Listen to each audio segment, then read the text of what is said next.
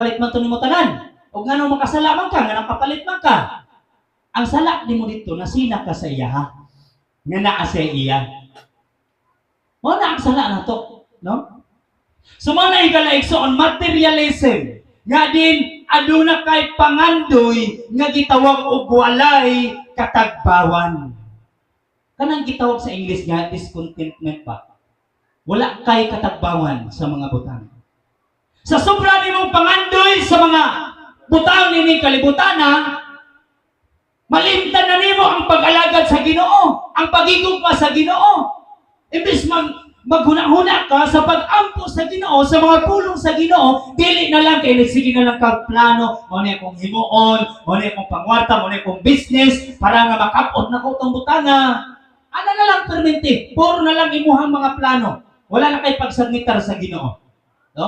So muna ang ikaduha. Ang ikatulo, kining pagpagarbo sa tao. Halos tanang panahon, sige na pagpagarbo. Abi ninyo? Hoy, amo ba? Abi ninyo, pinagis akong pagpaningkamot. Nakabaton ko, laban kayo nga basakan. Di na ako. Yan ba? Abi ninyo, pinagis akong pagpaningkamot. Walay labot ang Ginoo ba? Pinagis akong pagpaningkamot, nakabot na ko nga profesyon.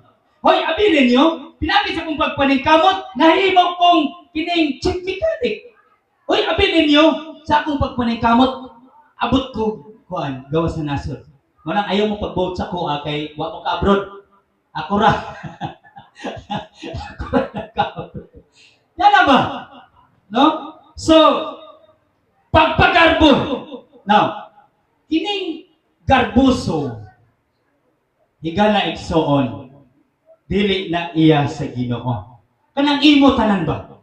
So ang nindot diha, abi ninyo, pasalamat ko sa Ginoo kay naabot ko ning nga profesyon, naabot ko ning nga trabaho, naabot ko ning mga panalangin nga akong nadawat kanon, pinaagi sa tabang sa Dios. Amen. Ingon ana ang ato ang himuon. Praise God.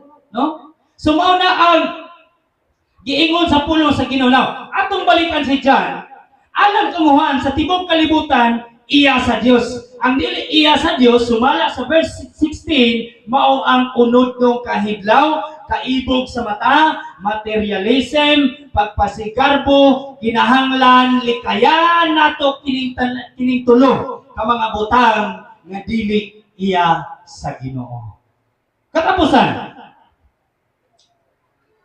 sa verse 17, gitawag diha ang tanang butang sa kalibutan mahanaw ra. Sayang ang imong gipaningkamutan.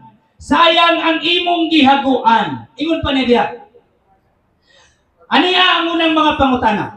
Unsa ang buti pasabot ni John sa linya nga ang kalibutan ug ang tanan nga anaa nini gikaibgan sa mata sa tao mahanaw lamang, no? Dili makita na itong nga adunay duha ka mga butang nga mahanaw. Una, nga mahanaw, ingon pa ni John, ang kalibutan ang ikaduha, nga ang tanan gikaibgan sa mga tao nining kalibutan. Unsa man ning mahanaw, no? Ingon pa niya din sa Gipadaya 21 versikulo 1, nga ingon din ni John, si John lang gyapon ang nagsulat.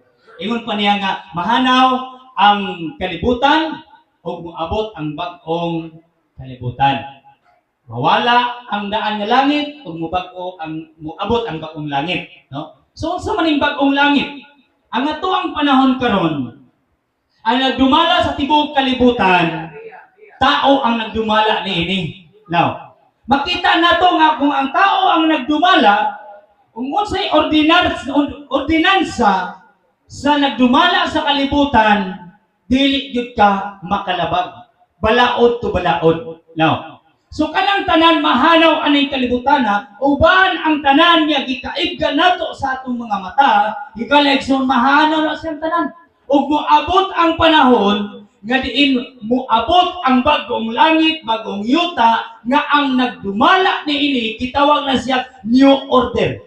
Bag-o nang balaod, bagong katuyuan, bagong panahon, bago ang tanan. Nga naman, wala na'y makaangin sa mga Kristohanon nga madala sa kalibutan, wala na'y makaangin sa atong mga mata nga makasala, ug wala na'y bisan usa nga makapahilayo kanato gikan sa gugma sa Dios. Amen. No? Ani ay ikaduhang pangutana. Unsay buti pasabot ni Juan? Nya ingon pa niya, apan ang magbuhat sa kabubuton sa Dios, magpabiling buhi hangtod sa kahangturan. Now, niining bahina, ang nasa unahuna ni John, ang kinabuhi nga walay katapusan, kauban si Jesus dito sa langit. No? Sumao ni, ang tanan nga nagahimo sa kabubuton sa Dios, higala igsoon, mao kini ang makaangkon sa kinabuhing walay katapusan. Palakpakan na to ang Ginoo. Ina imuhang katapad, tuman kita sa kabubuton sa Dios. Tuman kita! Ang pagtuman, dili lisod. O ang pagdili usab, dili lisod. Apan, sultian ko ikaw, mas maayo ang pagtuman kaysa pagdili. Ang pagtuman higalaigsoon, maghatod kanimo ngana sa kalampusan, kadaugan sa imong kinabuhi. Ang pagdili higalaigsoon, sultian tanlang kadaan nga ang pagdili nimo sa pagtuman sa kabubuton sa Dios, mao kini ang maghatod kanimo sa kalautan, maghatod kanimo ngadto sa pagkauyamot. Pili lang ka ng duha. Di ko mamugos.